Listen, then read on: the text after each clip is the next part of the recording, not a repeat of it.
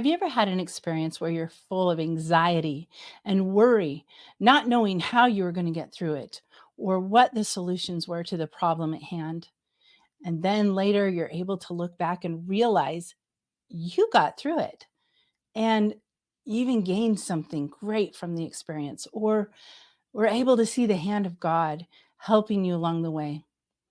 The author I'll be introducing you to on Triumph Talks today has compiled a book of just those kinds of stories in her life.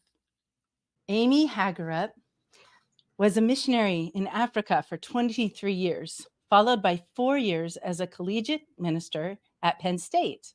She is passionate about sharing the goodness of God in her life and in the lives of other believers who love Him and are called according to His purposes.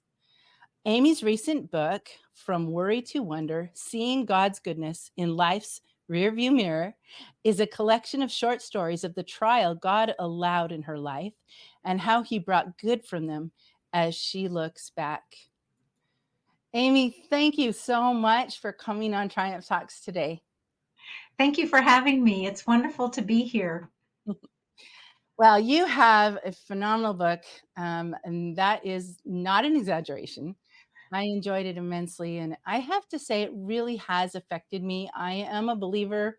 Um, Anybody who watches my show knows that I am always looking for the blessings and the miracles. My show is Triumph Talks, and I believe the greatest triumph comes from Christ. And now this is not a religious channel, and I enjoy featuring people's stories from all walks of life and beliefs.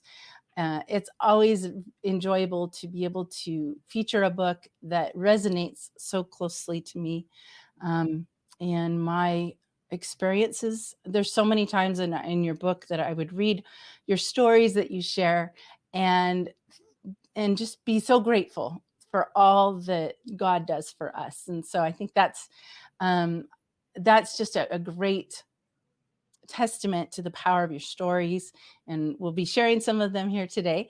Let me begin by just asking the first question that I ask authors on this channel, and that is, what inspired you to write your book? Well, it is so true that God fills our lives with these amazing stories. And I have so many amazing stories throughout our missionary time, my childhood. And it as I look back on them and just see the wonder of what God did, even through serious things happening, I knew that it was important to record them, to put them down so that my children, my grandchildren, and my friends and other people can just read and see, wow, God brought good out of that trial. And that's inspired me to get it written down. I want to share that the way you organize your book is also one of my favorite structures. It's not told chronologically. We don't start with your childhood and move into your dating and falling in love, which I love. You share how you met your husband and going on all of these mission trips to Africa with your family. You actually organized it in a thematic way. And I love that because we're able to bounce around and we learn something here, and then we go into the past and learn something. We don't even see your childhood till I think about halfway through. So, um, would you like to talk a little bit more about how you organized your book and maybe how you chose the stories that you put in it? It's not the normal memoir that you think of because it actually consists of short stories. So really the whole book is a collection of short stories from my life. And as you mentioned, they're in themes. So it starts out with God's provision, and the second one is what He does through travel, different um, instances that came up in travel, and on like that. So, but especially for orienting you as the reader, I put in the beginning the date of when it's happening and the place of where it's happening. And then for my childhood years as well, I put in my age so that you can orient yourself as to the age I was. And even in my childhood section, it starts out with a very impactful one of where my dad deserted our family. But the second one in that section is actually backtrack. So it's the year before. So it's really important for you as the reader to know that. But as I was listing all the different stories and the different things that God did in my lives, it just became obvious that the best way to put it together was going to be in themes rather than chronologically. I actually have your book behind my shoulder, and I'm going to grab it because I want to share some of the sound bites so that the listeners can get a feel for the kind of imagery and Well, you're very messages. generous with those words. Coming from an editor, I Oh, feel very yeah. privileged. Well, that's a whole other topic, editing. Oof. But yes, you have a very beautifully laid out. I love obviously I loved your book. You can see how I'm not one of those that keeps books pristine. I took it with me on my vacation, in fact, and enjoyed it immensely. But just the way that it's structured and the way you organize the sections. But let me read a few things. I think people will really appreciate how beautifully you teach. And these are just some one-liners. Like I said, there's some sound bites, but it says, here's one. Whether or not I can see how God brought good from one of my trials is not the measuring stick of his goodness. Mhm.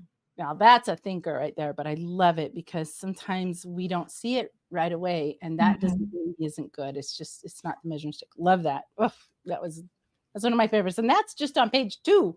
Just on page 2, so it really starts strong. All right, here's another one on page 3. Says, "Everything is as accurate as I can remember, but as you and I know, memories evolve and grow as we do." And I love that because I'm really all about helping people to preserve and share their experiences and their memories. And so I love that, to point out that they evolve, and they really do. And I would even say that for those that are watching, writing your memories is therapeutic because Mhm.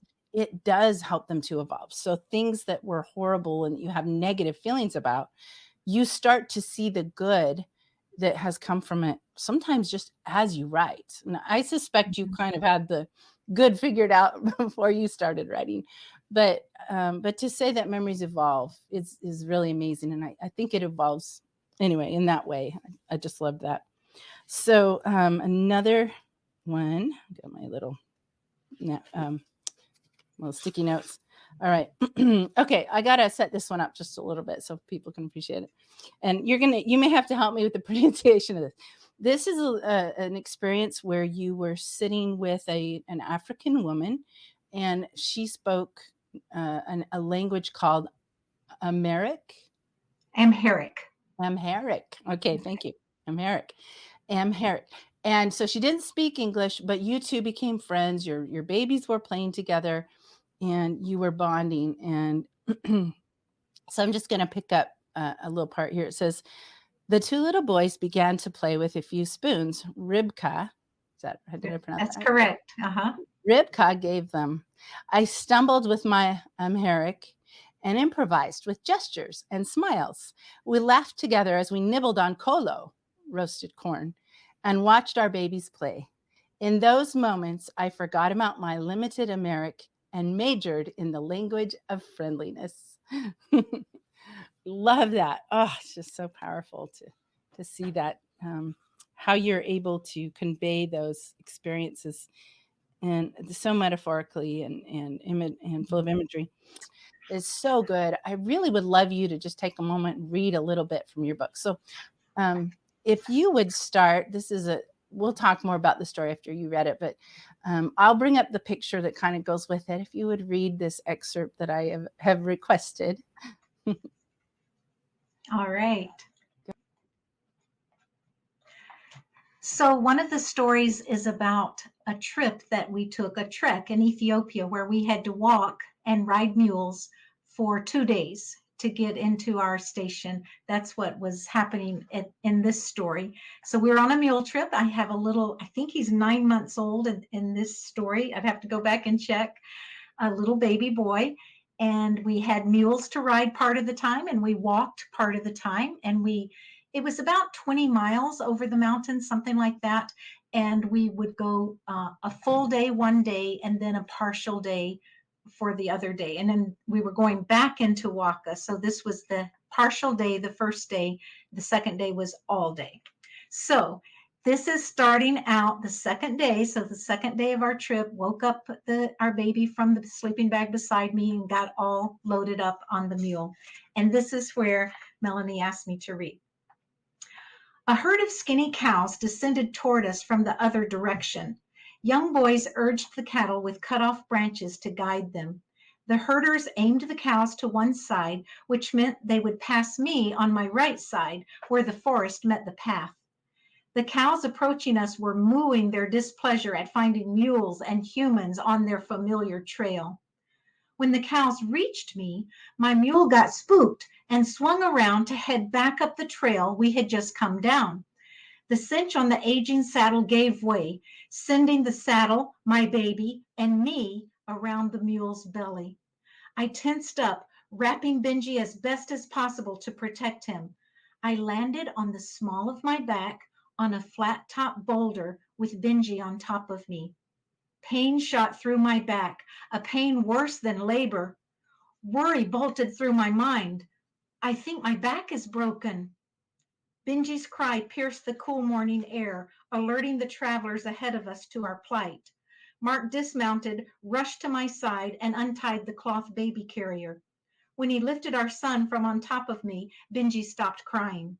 That was a relief. He was scared, not physically hurt. The story was different for me, though. I was in excruciating pain. It felt like all the vertebrae in my back were now in a zigzag pattern. The young men traveling with us gathered around me crying, "Waini, Waini, Waini," an Ethiopian expression of distress. Mark tried to help me to my feet, but I screamed in agony. Lucas grabbed a sleeping bag off one of the mules. He and Mark stuffed it around me to give me a cushion as I lay immovable on that massive rock. My husband led us in prayer, asking God to heal me and to give us wisdom on whether to proceed into Waka or to return to Sodu, where there was a mission hospital. Lifting his head after saying amen, Mark knelt beside me. "We'll try again in 30 minutes to see if you can stand. Try to rest and don't worry." But I did worry. During that half hour, I gazed into the fair sky. My thoughts scurried like the little squirrels chasing each other across the path. I worried that I might never walk again. I worried that our missionary career could be ended. I worried that I might not be able to have another child or care for the one we already had. I worried about how long I would lie there. I worried how a helicopter could land if needed to rescue me. I don't remember trusting God to help me through this. Oh, I remember praying for healing. That I craved. But what if he doesn't heal me? Will I still trust him? The 30 minutes passed when I would try to stand up. Mark prayed again before the second attempt. He reached for my hands as everyone watching held their collective breath. Mark pulled me to a standing position while my back didn't complain. My feet were proudly bearing my weight as I balanced in an upright position. My face broke into a smile. "I can stand! Hallelujah! I am standing!" I cautiously took one step, then two. "I can walk! Praise God!"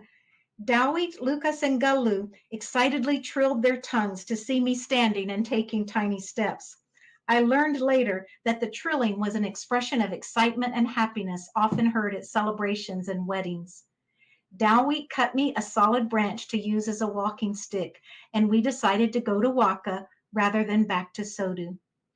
Once I found my walking rhythm on that mountain path, I thanked God. First, I thanked him for my feet, legs, and back with properly lined up vertebrae that worked. How recently have I thanked him for the gift of walking? Then I thanked him for my eyes that I could see, my ears that I could hear, my mouth that I could talk and eat, and my voice that I could sing his praises. I thanked him for a nose to smell delicious bread baking, the scent of the hibiscus in our yard, and the aroma of juicy strawberries waiting to be picked. I thanked him for my hands so I could feel my baby's skin, write words of love to my mother in another country, and hug people he had placed in my life. Thank you, Abba Father. Life can change so quickly. I know I don't thank you enough. Thanks for giving me a wake-up call. or more accurately, a wake up fall. Another chance to thank you, and I've only scratched the surface. Just love the beauty of that story. I think it's the epitome of what your book is about and the types of stories that are in it. And the fact that you said it hurt worse than labor, I, I think your back was broken. I believe that it was broken, and this is the story of a miracle. And your book is full of miracles, little ones, the kind that sometimes we just chalk up to coincidence. Mm-hmm. But just like in this book or in this story where you praise God and you thank Him for your eyes, are our eyes a coincidence? Are our eyes something to be taken for granted, or should we praise God for every little thing in our life? Mm-hmm. And that's what your book does. And yet they are stories that show you faced something really scary, and you had a lot of scary moments. You're raising a young family in Africa in places where you can't even drive to get there, and you have to go out on a mule just to get to there. So there's so many times that you are in danger, and yet things worked out. We all need those stories. So I love your book for that. So I want to Mm-hmm. transition to my next question, and Okay. that is just simply, what do you hope people will take from reading your book? Well, I actually have two desires for my readers. One is I want all of you that read my book to look back at your own life. And, it's not necessarily these big major things like a death of someone or a major illness or a car accident, not necessarily major things like that, although those are included. But it can be minor things that happen too, like God watching over your children, or a difficulty with a coworker, or different things like that. I want my readers to be able to look back on their own lives and connect the dots of how God brought that for good. That was hard to go through, but God brought it for good. So that's the first one. And the second one is that my prayer is that my readers, whatever they're going through right now, and we're all going through something, including me, we're still going through challenges. We're still going through trials. That's what life is. That's life in this fallen earth. That when you and me are going through trials right now, that we will choose to look for the good, to claim God is going to bring good from this. Even though this is hurting me right now, God's going to bring good for this to those of us who love Him and are called according to His purpose. What a great promise that is. You have such a cheerful disposition, and it really comes through in your storytelling while you're telling stories that are very hard and very sad, from your dad deserting your family to the challenges that your mom had raising you and being so poor, um, and yet being grateful. Even you were so poor that at one point you had to be grateful that you had an oven that was electric to heat your little place because the gas had been shut off. And so, Right, and right. yeah, I think that's such a important theme in your book as well. I'd like to take a minute now, as we're kind of on that topic, and bring up some pictures. And let's just go through some of the pictures that you have in your book and that you sent me. And for those who are watching this, enjoy this because these pictures are big and in color. In the book, they're smaller and black and white. So I love this. So I'm going to just bring up some pictures. And as I do, will you just give us a little bit of detail about that? So here's. So this is in Ghana. We were in Ethiopia for 3 years, and then we served as missionaries in Ghana for 20 years. And these are our two oldest children. Benji is the one behind Deanne, the little girl in the front. And this was a church sing where the children would come up to the front and sing a song for the congregation. And of course, my children joined in too. So this was very special. I love how well they stand out in the crowd. Yes. And yet they seem to be dressed very similarly. You've got stripes and checks and up Yes, there. right. I Yes. I love that they were just right there in the mix. It's so beautiful. Okay, here's another picture. Another one of my stories that you'll read is that we packed up crates and barrels. We actually did it 2 different times, but this is when we did this was the first time we packed up crates and barrels to send to Ghana for our personal effects, as they call it. So you'll read some stories that include the crates and barrels, but here they are in real life. You can see them. Yeah, that's so good to see that picture because you have some miraculous stories that have to do with those. We won't give them away here, but those are the barrels that the miracle happened. Now, before I bring up the next picture, which is actually of your young family, another beautiful part of your book, or two parts really, is how God brought more children into your family by way of adoption, and that there were a couple of little African girls, newborns, that the mother died in both cases. And in their culture, they're afraid to take care of a baby whose mother died. And so they were really in some danger. And we see how God blesses with miracles to keep them alive to long enough to get to an orphanage where you're able to find them. So I'm going to bring up that picture and we'll see these two little girls, and maybe you can just share a little bit about them. Okay, yes, we have 3 biological children that we had 3 in 3 years. And when they were all teenagers, is when we adopted our first adopted daughter, Kinza, and then Colette was the second one. And we just feel so blessed that God increased our family with these 2 adopted children, and our big kids loved having them too. And also I really started over again parenting because one of my friends said, Amy, you were almost to the finish line and you started over again with an infant. In fact, our son was in college when we got the youngest, when we got Colette.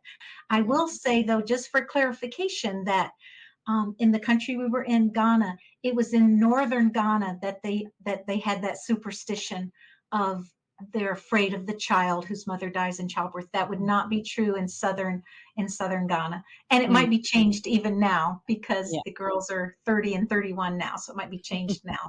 But God saved their lives and brought them to us. Yeah, well, they were definitely at risk, and it's miraculous. Those are miraculous stories. So here's a picture of your family in 2014. So it's not extremely recent, but you definitely get to see how your children have grown up so beautifully. Yes, and so to be able to see them as adults, this was, we have the one son, we just have the one son, Ben, and then 4 daughters. And here we are at my mother's memorial service. They all are married now, and we have 14 grandchildren. And you have just led a fascinating, beautiful life, and your family is just so beautiful. I love the contrast of your blonde children with your African daughters, and it's just ebony and ivory. It's just beautiful to see that how your family was just made up of love and put together by God. All right, so I Yes. have a couple more questions to ask you before we Okay. end. So the next question is going to shift over to your book's title and cover, and that is, how did you come up with the title and the cover of your book? Well, the title is From Worry to Wonder: Seeing God's Goodness in Life's Rearview Mirror. And for the main title, From Worry to Wonder, I really wanted it to be a contrast of moving from one negative thing to one positive thing about the Lord, and ended up with From Worry to Wonder. It almost could have been From Worry to Worship. As I was writing some things after the book was after the book was published, and I realized it really could have been that too. But I feel like wonder just takes in, for those of us who are believers and we just think of the wonder of God in our lives, that I thought that was appropriate. And then I wanted the subtitle to make it very, very clear what the book was about. So, seeing God's goodness in life's rearview mirror. So you get the aspect there of looking back. And so I actually got a rearview mirror, found it on Pixabay, where you could put in any picture in that rearview mirror, and it looked like that's what it was reflecting. So that was pretty fun. I did have a designer, but I told her kind of what the ideas that God had given me for the cover. So I hope that you feel like it communicates well what I want to communicate. And you can see at the top there, I did write my true stories, but that's not in anywhere. You know, when I'm listing the title and the subtitle, that doesn't get in there. So it's really for those picking up the book and taking a look and saying, okay. And two, for you to know it's short stories rather than one long story of my life. Yeah, I love that. I think that makes it so unique too, to kind of give it that little added categorizing. That's, I think you may start something here. People will start putting my true stories. Um, And it's good for you to say that because it's so true. We all have stories. We all have stories. In fact, whenever I'm talking with someone one on one and they'll mention something about my stories, I'll ask them, tell me one of your stories, because we do. We all have them and they're so valuable. Get them written down if you can. yeah, they're valuable to you personally, Mhm. to help and strengthen you, because I love the concept of the rear view mirror. Mhm. So often, as in the middle of our challenges or adversities, we cannot see to the end of it, or Mhm. it's very hard to understand why something might be happening or what good can possibly come from it. But I know, as I've lived X number of years, I've had enough life experiences to know that that is a wonderful metaphor to say, I have a rear view mirror now. There's a lot in my rear view mirror Yes. that give me the ability to say, "Oh, he was there, those footprints in the sand, and Yeah. I'm still living, and I have hard things ahead and hard things now." But Mhm. there's something about the knowledge that he's been there that gives you hope and a Mhm. stronger faith to move forward. Mhm. And so I think you've done something really valuable both for you, your family, and I'm so grateful that you didn't make this just a family history, that you've released it for all of us. And so that actually is a really good segue to my last question. And that is because many people watching this are aspiring authors or people who also have really valuable, important stories to share. And I want to encourage them to follow in your footsteps. So I want to ask the final question, which is, what advice do you have for aspiring authors? Well, I'll give you a two very different answers. The first one, I would say, just as you're writing your stories and you're getting them down, you have them burning in your heart. Um, pray, pray about it. Say, Lord, what is your truth? What do you want to communicate? What were you doing in my life? Just pray and ask the Lord for wisdom, for connecting the dots, as I like to say, of his goodness and what he's done. And then on the technical side, I would say, just start where you are, where whatever point you're at now, whether it's beginning just to get those stories down in draft form, or if you're more, I need to learn how to write the back blurb, or wherever you are, I need to learn how to do the final word or the acknowledgments. Wherever you are in your writing, just do the next thing. There are so many trainers, there's so many YouTube videos, and there's a lot of great books on writing. So just when you're going on a trip, you plan your trip, but you don't see the destination. You just need to go that next 10 miles that's before you. So I would say go where you are right now. Don't worry about finding out how you're going to write that back blurb, or what words you're going to use as for your metadata. Don't worry about that, but just go step by step. The next thing that needs doing. I spent a lot of time watching videos on the first line, like writing the first line of a chapter. And that really helped me a lot to write a good first line. I did videos on how do I end the book? What are some ideas for ending the book? And each one was just like, when I was at that point, that's where I did that learning. So that's what I would encourage you as new aspiring authors. Your cover design is high end. It reflects what you are teaching, and the editing, as I mentioned at the beginning, is excellent. I'm an indie publisher, and that just means that I like to use the term indie instead of self-published, which basically it's a synonymous with that. And I love that there are no gatekeepers anymore. It used to be you could only be published by a traditional publisher, and but now anybody can publish a book, and I Mhm. love that. It's just such a blessing to the world. But so many people don't realize that self-published doesn't mean you have to do it all yourself. Mhm. And you some can, but you would need the skills of an editor. And I honestly say every writer needs an editor. Editors need an editor if they're the writer. It's just necessary, and that could even just be somebody that that's a friend, that's a family member who has that skills. It doesn't mean you need to go hire someone, but you need somebody else to take a look at the book, and then definitely bring in a designer if you're not one.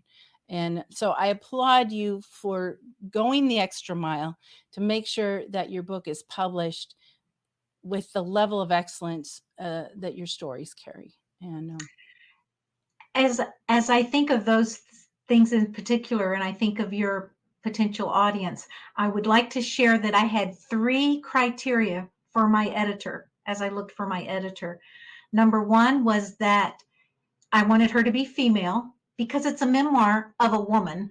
And I feel like I have quite a few men who are reading my book. It's not just targeted to women, but I wanted my editor to be female. Number 2, I wanted her to be a strong believer in the Lord. And number 3, I wanted her to have experience in memoir. And that's another thing that if you're an aspiring author writing memoir, be sure you're reading a lot of memoir and that you get an editor like Melanie who is experienced, because that's very important. Memoir reads differently than fiction, even than nonfiction. You really want someone who has very well versed in that. I'm so glad that you shared that, because it shows the attention to detail that you took. And really, the editor does matter. I'm glad you Mhm. pointed that out. I actually have a series called the Triumph Book, but turned into a series.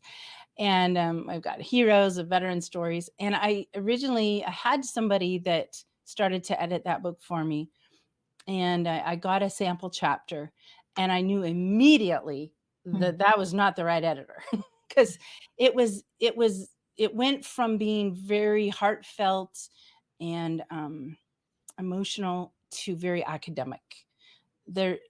It's important to not be too wordy, and I'm very much against redundancy. There's always another word you can use rather than using the same word over and over. But it really was amazing to me to see how someone could take a story and make it sound like a college essay where you need it to be scientific. So it does matter the um, the background of the editor, and to Yeah. understand the genre. And memoir is very different Mhm. than something that's more scientific. And so, Yes. Yes. yeah, I'm glad that you brought that up, because that really, for those that are watching that have an important story to share, uh, edit, edit, edit, edit. You do it first. Make sure it's what you want it to be. Share it with others, because it's so distracting to read a book that's full of errors. You want to enjoy it, but some people maybe can get past it. And it definitely does not take away from the value of your story. But when you're putting it out there, we Mhm. definitely want to be able to just pull people in and not have them distracted by errors and that Mhm. can be avoided. So, Yes. well, thank you for coming. Do you have any final thoughts to share as we come to the end of this wonderful interview? I'm so thankful that you could take the time to join me. Well, thank you so much. One thing I'd just like to share with your listeners is that I end the book, my final word actually talks about the Japanese um, craft called kintsugi. I don't know if you've ever heard of it, but I'm actually wearing a kintsugi necklace right here. And it's the craft where you have something that's broken, like a ceramic that's broken, and it's put back together with liquid gold. And the liquid gold actually increases the value of the ceramic that was broken. And now it's a beautiful work of art, one of a kind. And that's what I like to think of our lives, our stories, our challenges, our trials are like. Because with God in our lives, He brings it, He promises to bring them to good. And that's like the kintsugi, where the broken parts are just healed with gold. They're healed by God. God uses them for His glory. And we want Him to get all the glory. That's just my final word to all of you as you go on with what the Lord has for you to write. I love that. And your book is available on Amazon. I will put the link in the pinned comments for anybody who wants to easily get a copy of it. Also on Facebook, I do have an author page. Author Amy Haggerup, I believe is the title. And then I also have a private group page too. So those are places that I'd love to connect with you. And I actually give bonus photos, and you can ask me things about specific chapters and things like that too. So please join in. I'd love to meet you. I'm so glad that people can connect with you. I think you're starting a movement, and that we all can go from worry to wonder. It's a great movement. So. It's a movement that's started by you, because I remember reading in your Triumph book that I read, I think it was at the very end, but how these are treasures. These stories that God gives us are treasures. And if we die without sharing them, the treasures die with us. So yes, let's be ones that really, share our stories. And I do have a YouTube channel, but I haven't done much with it lately. And you are inspiring me. So. Oh, good. Well, when you get that up and running, you let me know. And I'm gonna have you come back, and we'll have an opportunity to just let people know that you're there, and we'll get some promotion for it, because I have a feeling people are going to want to watch for that. So, well, thank you so much. Yeah, thank you for joining. Do you have a worry to wonder experience to share? We would all love to read it. Please take some time and share it in the comments. It can become a source of great inspiration just to read the stories that we have to share with each other. And if you got something from this show, please give it a like, because that really helps me to reach more people. And if you're not already a subscriber, I would love to have you join our family and continue to learn about wonderful books and possibly turn you into an author someday soon.